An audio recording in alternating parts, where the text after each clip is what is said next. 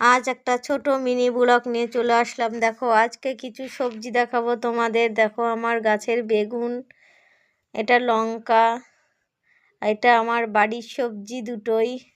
এরপরে তোমাদের দেখাবো আমার মাঠের সবজি। দেখো মাঠে চলে আসলাম। দেখো মাঠে পটল হয়েছে। বর্ষায় কিছু গাছ মরে গিয়েছিল, তারপরে আবার এতে অঙ্কুর হয়ে নতুন পটল হয়েছে। দেখো ভালোই হয়েছে। এরপর দেখাবো তোমার আমার জমির মূলো। দেখো মূলোগুলো এখন বড় হয়নি, এখনো ছোটই আছে, আর কদিন পরে তোলা যাবে।